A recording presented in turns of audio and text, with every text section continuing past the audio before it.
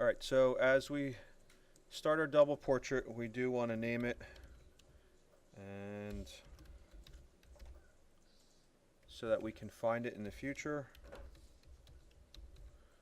Alright, our size was using print settings. We did landscape, 11, 8.5, 300, and then RGB color. Alright, once we do that, we're going to place in our photograph. So we do place embedded. We're going to go to our multimedia folder, pictures, and in here.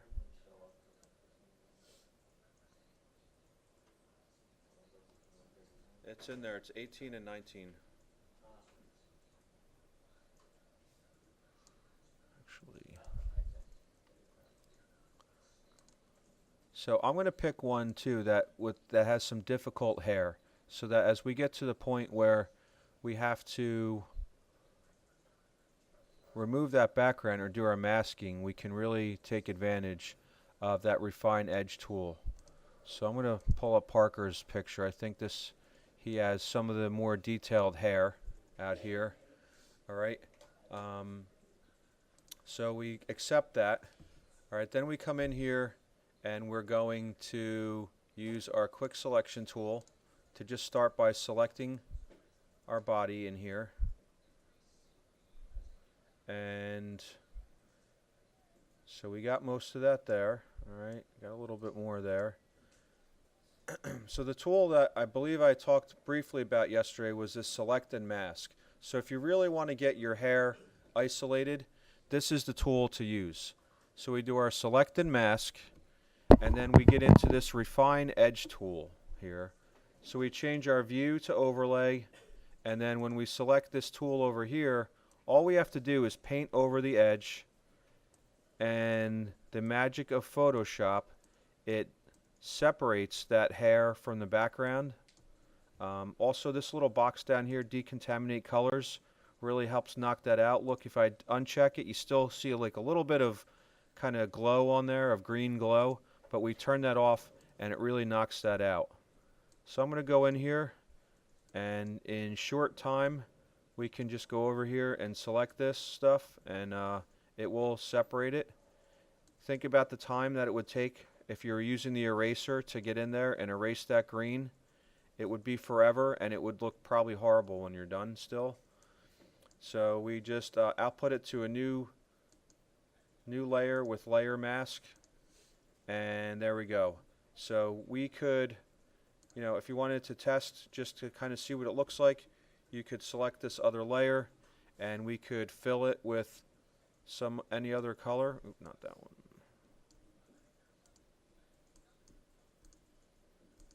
Alright, and you can really see that detail of that hair is still there. Alright, and we could, whatever you put in there, it's gonna, still show that hair off with that. Alright, so that was using that refine edge tool to really take that stuff out. Then the next thing we did was we used the polygonal lasso tool. We made a new layer so that this new picture will be on there. I'm going to drag this up to the top because I know that we want this scanned image to kind of be on top of this piece of paper or give that illusion of that. So I'm going to go in here with this polygonal lasso, and I'm going to go down here, and I'm going to just make a little box. Try to keep this edge here over on the side kind of thinner so that we really see those pictures there. Alright, then I'm going to open the scanned image that we want to put in there, because we're going to do a different type of masking here. So if we go to multimedia and then scans, and let's see, is this not where I put them? Alright, so once we have the other image open, we're just going to do a select or a Control A to select all. Alright, so you see the lines going around indicating we have indeed selected all. Then we're going to do a Control C to copy, and then with this box still selected on that layer, we do Edit, Paste Special, and then Paste Into. Alright, so that brings our photo in, and it creates this mask. So it's going to constrain it, and you can see by the layer, this little black box here would actually go in there and mask that off. All right, same thing on this layer. One thing to note too, if for some reason you ever wanted to get any of that image back that you've masked, because basically what it's saying here is by this thumbnail icon, and let me see, I think you should be able to make these bigger. Yeah, let's make these really big so we can all see this. All right, so all the area that's in black is what's being hidden.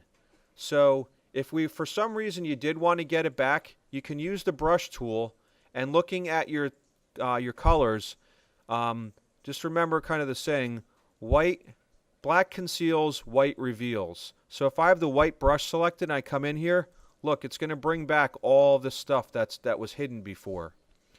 Whereas if I have it on black, so maybe you need to hide more than what was originally done, you would just go in there and paint with the black color. So that's kind of something I may have skipped over talking about with masking. So your brush can add to the mask or take away from it. So, but you just have to make sure you have the mask portion of this selected. All right. But getting back to our picture here, so I'm going to go and select the masked portion again, and I'm going to do a Control T, and I can. Oop, I didn't select the right thing.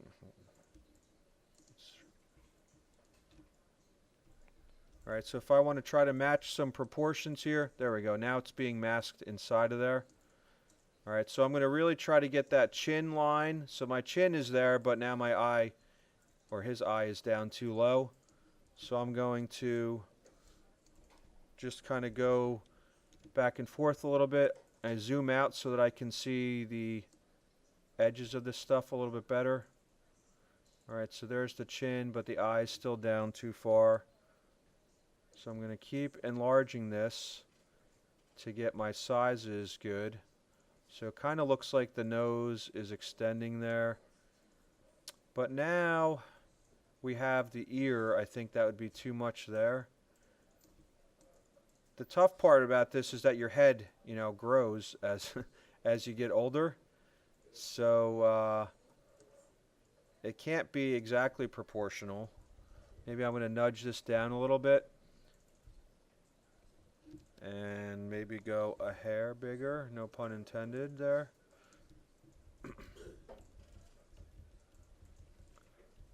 Alright, so that's fairly close. It still looks a little strange though. Maybe it's the rotation. No, maybe I gotta move it to the right to kind of get that nose to kind of continue. Alright, so I think that's fairly close with proportions. Right, so see the hairline is continuing. It's okay that the ear is kind of cut off by the image there, because that's what would happen. The chin is a little off, actually, so maybe I could try to make that a little bit bigger. Trying to avoid, though, it looking really strange, or making the other proportions get bigger. All right, I'm going to go with that. All right, so there is our kind of our sizing of that. Now the color isn't too bad on this. It actually matches pretty closely.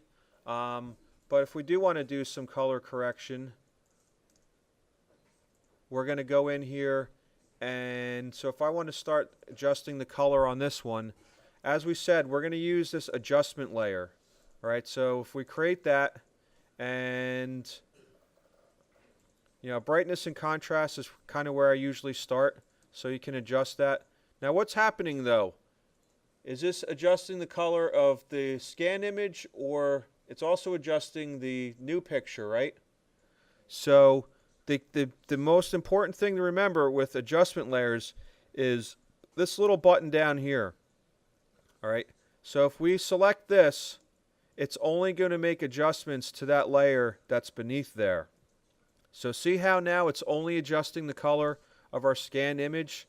So that's made possible by this little arrow here, which locks those changes to just that part there.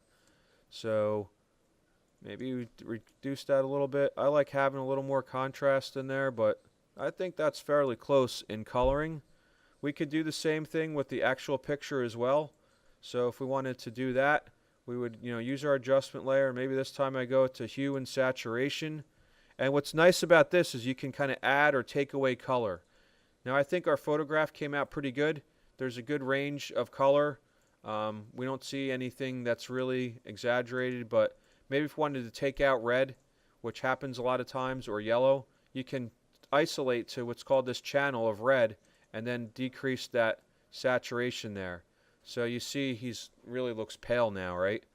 But I don't want to do that to you, Parker. I'll keep you there. But, you could add things. If you wanted to add a little more warmth, you could do that with that. And kind of increase the yellow in there. Now again, our adjustment layers typically will do everything underneath there, right? So actually, do we see this happening? It should be adjusting the background also, because that layer, this background color, but I don't really see it having any effect on there. But that would certainly be our, working with that to adjust colors on any image that you have with that. All right, so I'll leave it at that. And then, so that's getting our color matched up. The color looks good. And the last thing I want to do is make it look like he's actually holding this picture. So this is something kind of new today with this that we didn't do yesterday, right? But you see his hand, it's hidden behind this picture. So what we're going to do is we're going to take this layer and I'm going to basically copy it on top of it and hide everything except for the little hand part here. So I can right click here, I can duplicate this layer. Should be a right click option. Alright, instead I don't know why, I'm probably not clicking in the right place. I can just drag down to this new layer icon. So it made another copy of that. I'm going to come up, bring it up to the top. No, I want to.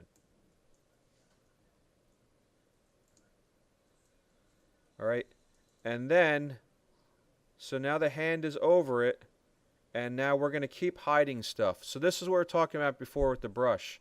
Alright, so now if I go in here and select my mask portion, black conceals, alright, so I do have the right color there selected.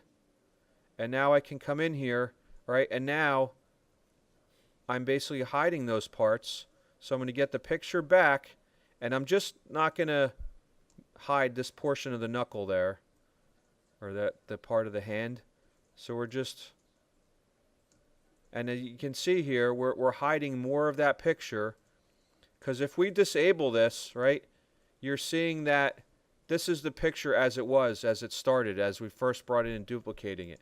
But then we enable that layer mask, and we can go in there, and then we can selectively choose what we want to hide. So now I'm going to get really close so that I can be really careful and not masking, because if I do too much, then I knock out his finger again. So I want to be really careful to just get really close here, and I would probably want to decrease my brush size and really zoom in, and then I can come down here, alright, and keep doing this.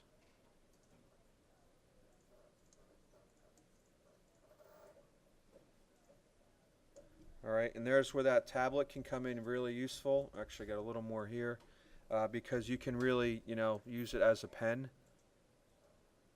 Alright, but there we go. So now we have it look like he's actually holding that picture.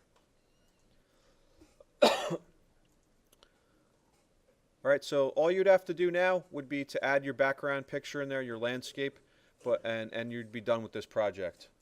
Alright, so that's a little review of color correction of our Refine Edge tool, and then doing a little more masking to hide that portion of that image so that we're left with this. So I would definitely, save this. Make sure you're saving as your Photoshop document so you retain all of your layers, and then you can always do your JPEG after that.